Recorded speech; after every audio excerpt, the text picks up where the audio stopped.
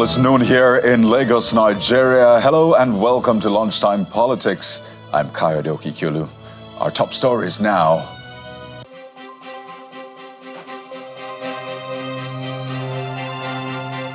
Nnamdi Kanu speaks out in open court, asks Justice Binta Nyako to recuse herself from his case over what he claims to be her refusal to obey a Supreme Court order. Yet another twist to this long, winding case.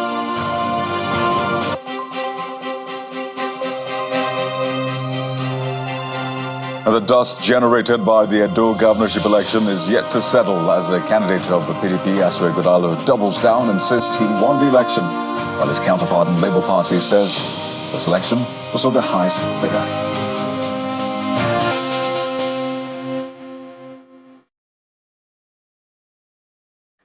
And the All Progressives Congress sweeps all 27 chairmanship and 305 councillorship seats in Imo State. The PDP describes the process as a fraudulent exercise.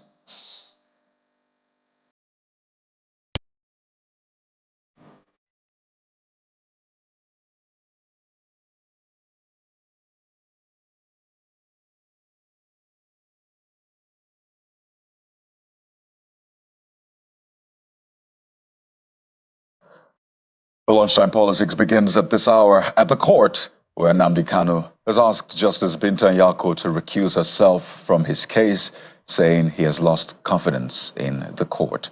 At the resumed hearing of the Federal High Court, the leader of the indigenous people of Biafra spoke out at the open court, asking the judge to recuse herself from his trial over what he calls her refusal to obey orders of the Supreme Court. Justice Binta Nyako then replied that she is happy to recuse herself from the trial and has no problem with his request.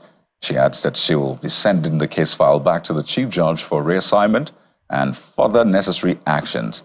Mr. Kanu had vehemently ordered his counsel, Aloy Ejimako, to sit down while he stood up from the dock to address Justice Nyako. Well, he based his remarks on the Supreme Court decision which questioned the jurisdiction of the alleged broadcast, which the federal court is charging him on, was made. The counsel to the federal government, Adegboyega Awomolo, had earlier told the court that he was ready for the commencement of a trial, but that could not hold, of course, under the present circumstance.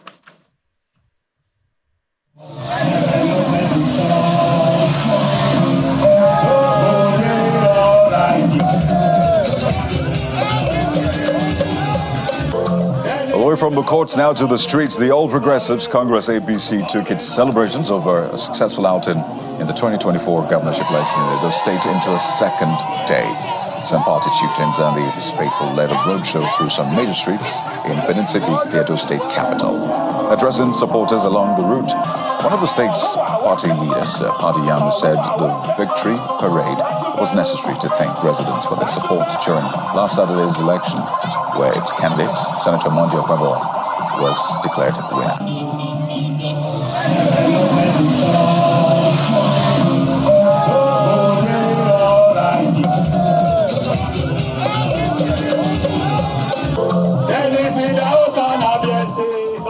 This celebration in one place, it's not the same in the camp of the PDP. More than 24 hours after the Independent National Electoral Commission, INEC, announced the winner in that election, and some of the candidates that participated have been given their assessment of the entire exercise. Well, the People's Democratic Party candidate, Mr. Ighodalo, in his reaction says he clearly won the election and was robbed of his victory, he says. Take a listen. My good people of Edo State, first, in all things, we must give thanks to God Almighty. We give thanks to God for the gift of life, the gift of health, and for the love you all have shown me. I want to extend my heartfelt gratitude to each and every one of you who has stood by us on this incredible journey. I would like to particularly thank the good people of Edo State who defied the rains, the intimidation, the threats of violence, harassment, arrests, and financial inducements to cast their votes for us overwhelmingly last Saturday, 21st September 2024. You are the true heroes of our democracy, and your sacrifices for a better Edo State will never be forgotten. My aspiration was not born out of the love for power, but a genuine desire to serve the people and create a pathway to prosperity for all in Edo State. I traveled through every ward and every local government area, sharing this message and engaging in meaningful conversations with you. To all our beloved supporters, we thank you for believing in this vision, for your countless hours of dedication, and for every conversation you've had with people about this cause. Together, we ran a great campaign, and your overwhelming support was evident in the ballots before our progress was unjustly halted on September 21st, 2024 by people who do not mean well for you or for our state.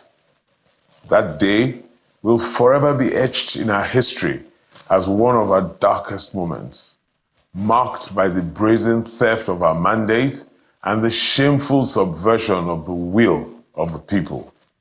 Yet, in the face of this challenge, we must not be discouraged. The illusory triumph of evil over good is only temporary. Our journey towards a prosperous Edo State does not end here. It is just beginning. Let us remain engaged, committed, and united in our collective resolve to create a pathway for prosperity for all in Edo State. You did not abandon me during our campaign, and I promise you, by the grace of God Almighty, that as we face a daunting and uncertain future together, I will not abandon you. God Almighty bless the people of Edo State. God bless the people of Nigeria, and I thank you all. And on his part, the Labour Party candidate in the election, Akpata, claimed that the election was marred by irregularities, including open vote buying that the security agencies failed to check. He says his party would have won the election if it was fair. A troubling theme emerged as the day unfolded. A widespread vote buying scheme by both the APC and the PDP. As attested to by Yaga Africa, a leading civil society organization and domestic observer group, our sacred electoral process was reduced to a commodities market, a bidding war for votes. This practice was no less damaging. It was no less damaging than outright ballot box stuffing. And it has effectively disenfranchised the people of Edo State. Let us be clear. What transpired on the 21st of September was not an election, but a transaction. It was enabled by those who chose to stay away, making it easier for the two dominant parties to afford a significant majority of the few votes on offer, and by those who came out and willingly sold their votes. Let's get you more insight into the thinking of members of the Labour Party. We've heard from the candidate, but how's the party in general receiving this? We're joined by a member of the Labour Party, Idris Zakari, via Zoom. Welcome to Lunchtime Politics, Mr. Zakari. And we've heard from your candidate, Mr. Akpata. We've heard from the PDP and its candidate. PDP says they're going to courts to contest this. And of course, that's understandable. 247,000 votes. That's what the PDP had compared to the APC's 291,000. But I wonder for you, do you think it is wise, or if there's any, reason to go to court, saying that your candidate got 22,763 votes, which is a far cry from the 200,000 plus that, the winner and the runner-up got? They went to Labour Party first. Thank you for They went to the Labour Party opportunity. first. So they are Thank you Labour for the Party opportunity. first. Go ahead, Mr. Zakari. The number of votes that we about the number of votes we got, you said 22,000 plus. That was what was allocated to Labour Party. It was an allocation exercise, in my opinion and in our opinion. But about going to court, as a party, our position is that whatever had transpired in the election, the lawyers of the party and the lawyers of our candidate, Olumido Sabuvu Akpata, are looking at them, and they will decide on the basis of what they see whether we should proceed to court or not. We will not. One thing you can be sure of is that we will not just go to court for the sake of going to court or to add to the jurisprudence. No, we'll check it, and if there's anything there that needs to be, that needs legal interpretation, I am very well aware that we'll go to court on that basis. But if there is none, we would not bother ourselves with the process, a process that is queued anyway. You must also keep in mind that whatever had happened, the election, as it were, it was rigged. It was not the traditional rigging that you and I are used to: ballot box snatching, ballot box stuffing. It's more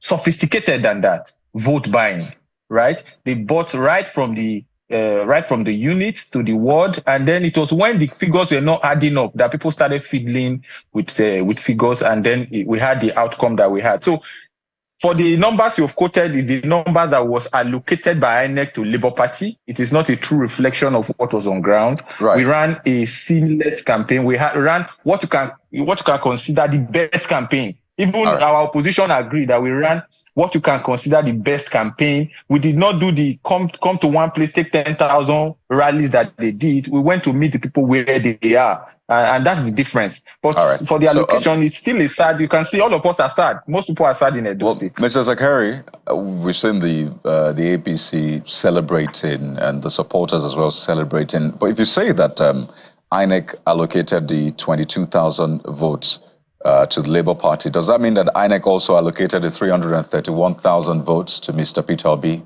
in the presidential election from Edo State?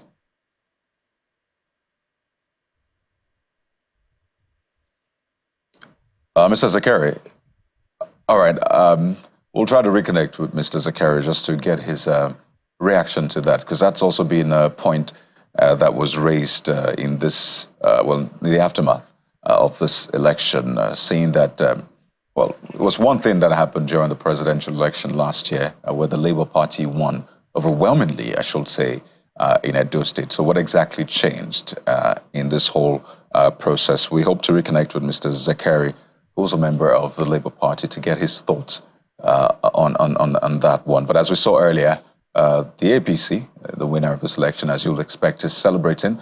The PDP and its candidates say, well, we're going to challenge this. And the governor had spoken out earlier, asking for calm and asking those who are aggrieved to pursue legal means to challenge this. We've seen civil society and observer groups speaking about their own interpretation of the outcome of this election and the process itself, saying it didn't pass the integrity test and the rest. So these are some of the issues we hope to raise with Mr. Zakari, but we have to take a moment now. And when we return, we'll turn our attention to Rivers State. Oh yes, Rivers State is preparing for a major election. It's not the governorship election, it's the local government election, and it is equally as important. Some even say it's more important because it's the government that is closest to the people. We'll be speaking with one of the players in the coming election. That's in a moment. Stay with us.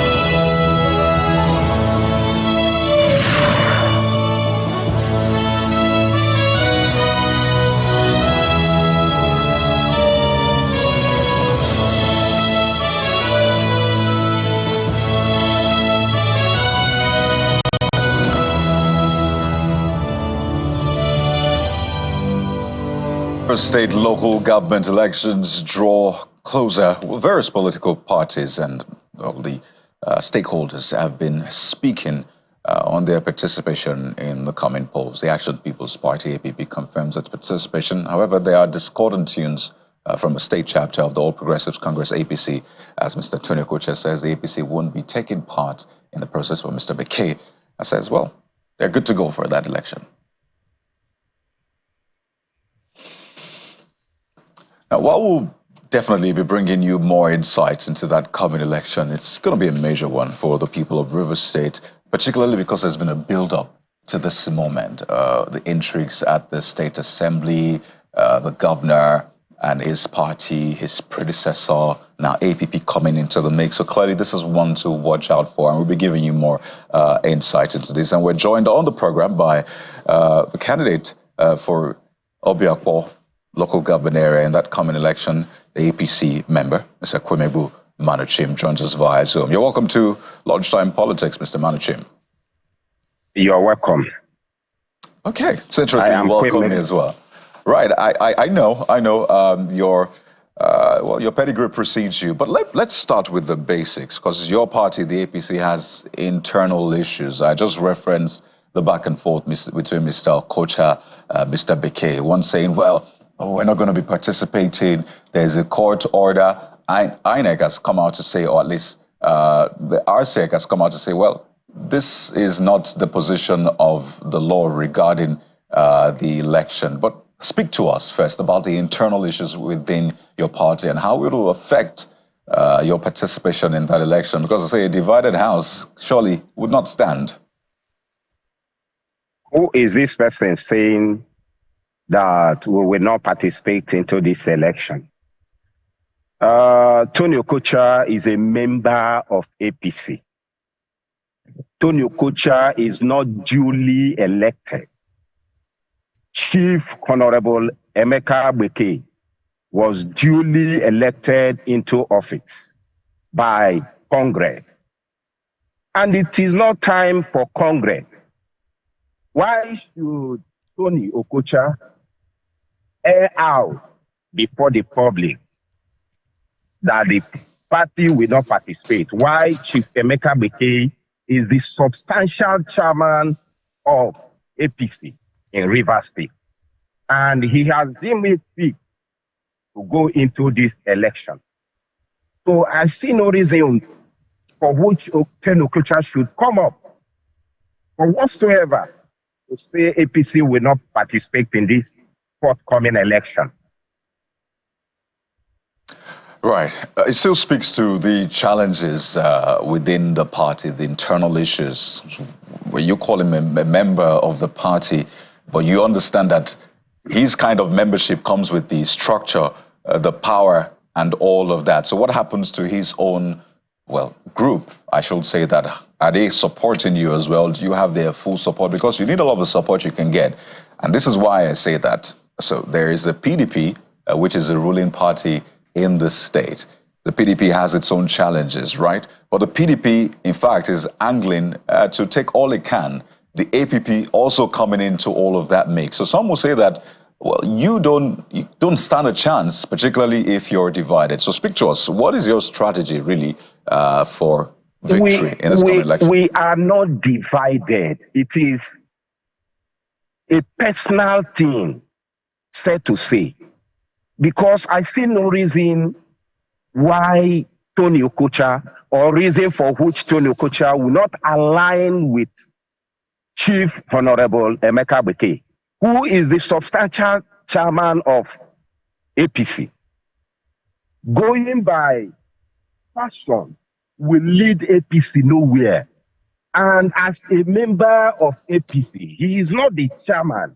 We stand to be corrected. The court has pronounced Emeka Bekay, or reinstated Emeka Bekay as the party chairman. How come Tony Okocha is parading to be the demigod of APC? Why he is a member? He's uncalled for. So it's been said that... My brother is uncalled for. Right. So let's speak again about another angle to this, different dimensions, different moving parts, Mr. Manuchim. So we understand that your party insists that the Amewule House of Assembly members are members of the APC. Am I correct? My brother, we all know that they defected. No, I just wanted to confirm. It is all over. So, okay, fantastic. So they are members of the APC for you. Okay. Now, how much support? They are part of APC. They are our members. No problem. I get that. So how much support have you been getting from them? Because if they are your members, if they are your lawmakers, then they should be pulling their weight behind you. So how much support are you getting from them in this process, which is a litmus test of their membership or not? You know, when somebody is somewhere trying to mislead others, and they adhere to that person who calls for misleading, they tend to mislead themselves. Instead of coming to the appropriate channel via Chief Honorable Emeka Bete, the party chairman, to direct them and redirect them on the way forward, they are following a different path. Thank you. So you've not told me, are they supporting you? Are they attending your campaigns? Are they putting their, you know how these things work, Mr. Manuchim. Are you getting their support? I have clearly said it. Tony wants to divide APC, which he cannot. No, I'm saying that the Amewule-led assembly, are you getting their full support? They are not supporting because they are looking forward, denying APC, saying they are not of APC, that they are PDP, that they did not defect, according to Tony Okocha's action. So we are standing that they are our members. They should come and join forces in order to win the forthcoming election. Thank you. So speak to us about your strategy. What do you bring on board? Because from what we've seen across states, the ruling party always takes the day when it comes to local government elections. We were just talking about Imo, Kwara, and that list goes on and on. So what is your strategy? What are you selling to the people to win their hearts and, by extension, their votes come next week?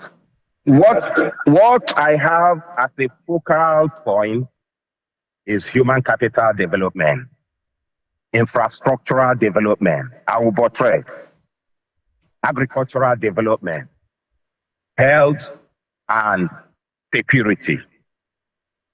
About human capital development, I am promising the good people of Obiakpo to deliver the dividends of democracy to their doorstep by selecting or picking forms for those of them that will pass from primary 6 or class 6, sorry to say, class 6 to year 1, at least 3,000 persons jump from registration of their YF, their GT, their NECO. I will do that.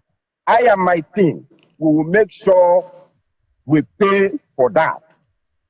So are you promising that as an individual, or you're going to use money from the coffers of the local government? As a collective, I am my team. When I mean my team, my council. Okay, so is that money from a local government account that you plan to use for that, or monies from individuals, people you are bringing together? The expense for government is reaching out to the people. That is the expense of government. If we are unable to reach out to the good people of Obiakpo, my brother, I am telling you, we will not do well. Okay, so basically you are going to take next time. Right, so you're going to take money from the local government account and get forms for them. 3,000, you said, 3,000 JAM forms. 3,000 JAM forms. Okay. Those in university, we will see to their free educations, that is paying for their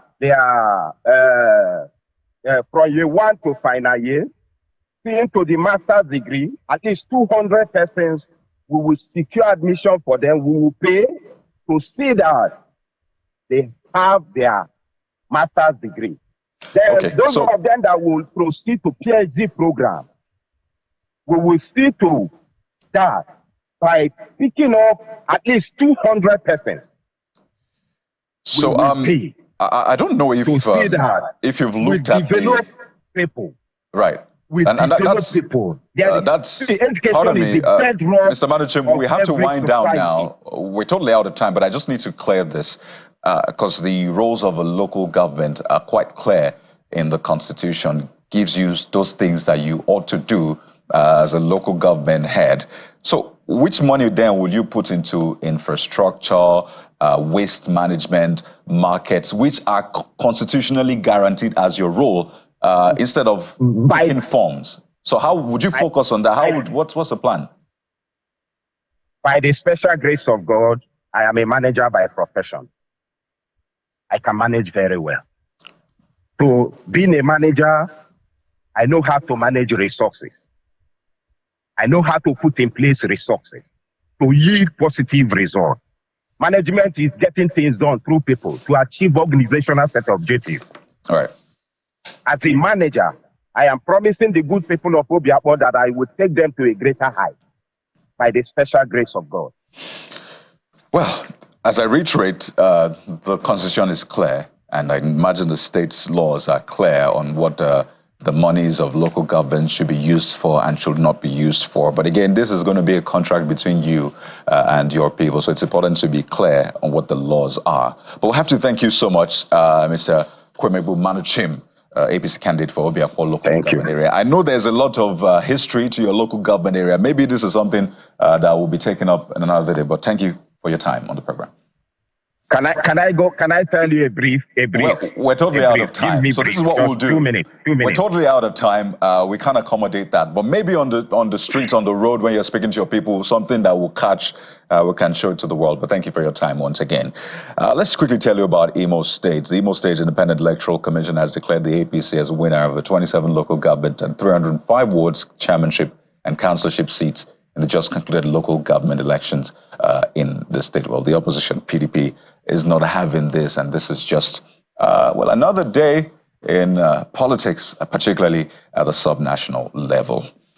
That's where we wrap up on the program this afternoon. Clearly, there's a lot playing out from accords with Nnamdi Kanu to the National Assembly, resuming from recess. We understand that the House of Reps has postponed as a result of a loss. But these are stories that will be bringing you up to speed with during the course of the day. So stay with Channels Television. I'm Kayode Kikulu. You've been served. Goodbye.